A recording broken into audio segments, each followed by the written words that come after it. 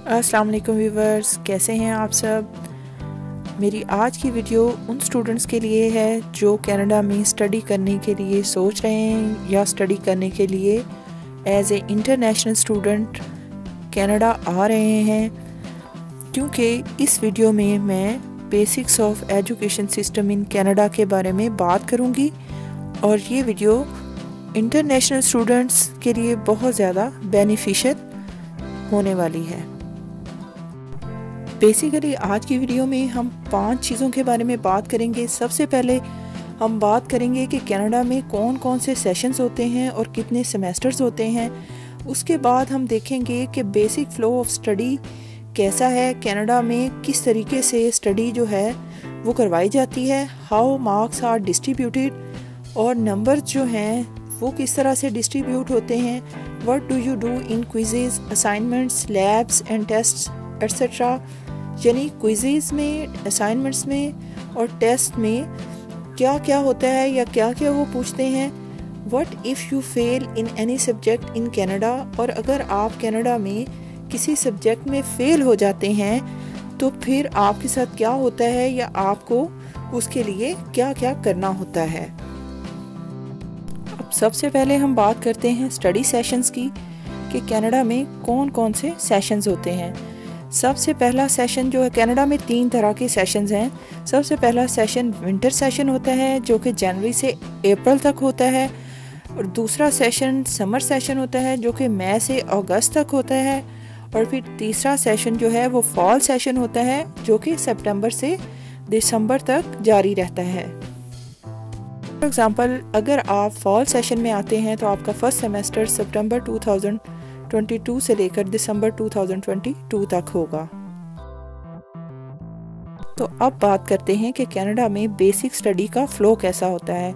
तो जैसे ही आपकी क्लासेस स्टार्ट होती हैं तो क्लासेस के स्टार्ट होने के साथ ही आपको क्विज़ेस करने होते हैं, असाइनमेंट्स करनी होती हैं, प्रोजेक्ट वर्क मिलता है आपको, आपके डिफरेंट टेस्ट होते हैं, बहुत सी प्रेजेंटेशंस होती हैं और साथ साथ आपका रीडिंग वीक भी होता है।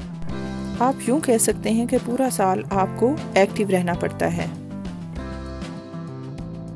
Somewhere in the middle of the semester आपको एक ब्रेक मिलती है जो कि 7 डेज़ की होती है, उसे आप रीडिंग वीक भी कह सकते हैं। और ये ब्रेक जनरली आपको मिड टर्म टेस्ट से पहले मिलती है ताकि आप अपने मिड टर्म के टेस्ट्स की तैयारी कर सकें, उनकी प्रिपरेशन कर सकें। कनाडा में mid term test class timing के दौरान ही हो जाते हैं, उसके लिए अलग से कोई डेट शीट वगैरह नहीं लगाई जाती, जिस तरह कि इंडिया और पाकिस्तान में एक पूरा माहौल होता है और एग्ज़ाम्स के लिए अलग से स्केड्यूल बनाया जाता है और डेट शीट बनाई जाती है और फिर टाइट स्केड्यूल के साथ पेपर्स होते हैं। इस तरह का कोई सिस्टम नहीं है। प्रोफेसर अगर क्लास में आया है तो वो अपनी पीरियड टाइमिंग के दौरान ही आपका टेस्ट ले लेगा।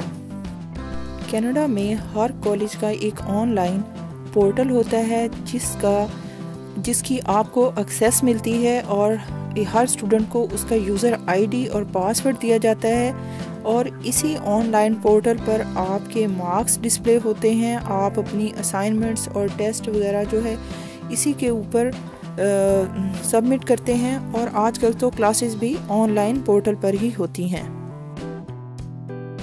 और अब हम बात करेंगे कि कनाडा में मार्क्स को किस तरह से डिस्ट्रीब्यूट किया जाता है। तो इसमें हम देखते हैं कि सब्जेक्ट 1 है जो कि टोटल थ्योरेटिकल होता है, सब्जेक्ट 2 जो है इसमें थियरी प्लस लैब्स होती हैं, और सब्जेक्ट 3 टोटल लैब्स होती हैं। तो सब्जेक्ट 1 में टेस्ट में 25% मार्क्स होने चाहिए, टेस्ट 2 में 20%, असाइनमेंट्स की 20% वेटेज होती है, क्विज़ेस की 10% होती है, और जो कुछ इन क्लास एक्टिविटीज़ होती हैं उसकी 25% वेटेज होती है।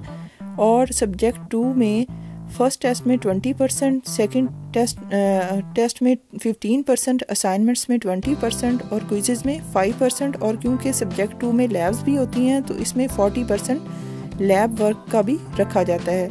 और सब्जेक्ट 3 जो है इसमें टोटल लैब्स होती हैं और यहाँ इसकी वेटेज 100% होती है।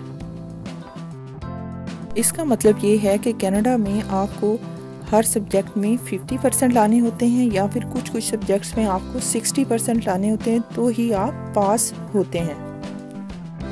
All marks distributed vary according to college, university, subject and professors. Weightage of each lab was 10%. यानी लैब की जो वेटेज है वो 10% उसमें आपको अचीव करने होते हैं, और उसमें लैब परफॉर्मेंस यानी लैब में आप जो प्रैक्टिकल करते हैं और उसकी लैब रिपोर्ट जो है, इन दोनों के मिलाकर आपके 10% होंगे तो ही आप पास कंसीडर होंगे।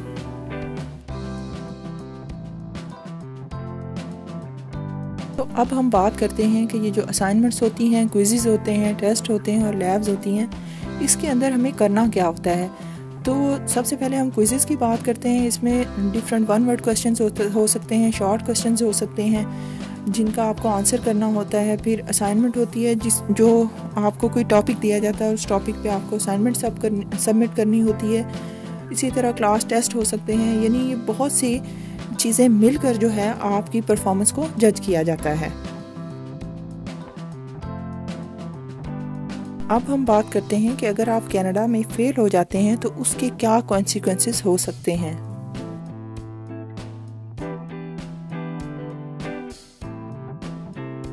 अगर आप कनाडा में एज ए इंटरनेशनल स्टूडेंट हैं और आप फेल हो जाते हैं तो इसके बहुत ही एक्सट्रीम कॉन्सिक्वेंसेस हो सकते हैं। मैं उम्मीद करती हूँ कि आप ना हों।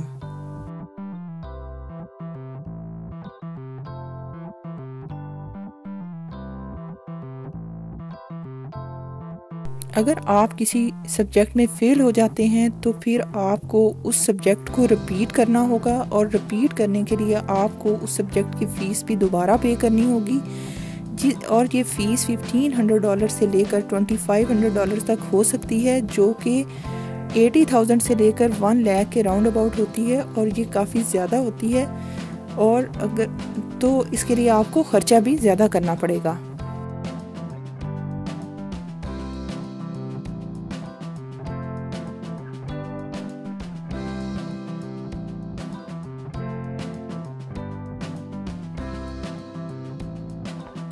और फेल होने का दूसरा बड़ा लॉस ये है कि अगर आप 1 साल के विंटर सेशन में किसी सब्जेक्ट में फ़ेल हो जाते हैं और वो सब्जेक्ट नेक्स्ट ईयर के विंटर सेशन में ही पढ़ाया जाता है, तो फिर आपको 1 साल के लिए उसका वेट करना पड़े और आप किसी और कोर्स में अनरोल भी नहीं हो सकते। और जब आप अनरोल नहीं होंगे तो फिर आप पार्ट टाइम जॉब नहीं कर सकेंगे, और पार्ट टाइम जॉब नहीं कर सकेंगे तो फिर आप अपने रेंट्स और एक्सपेंसेस उठाना मुश्किल हो जाएगा। अगर आपको मेरी वीडियो अच्छी लगे तो प्लीज़ मेरे चैनल को ज़रूर सब्सक्राइब कीजिएगा, लाइक कीजिएगा, कमेंट कीजिएगा। Thank you very much. Bye bye.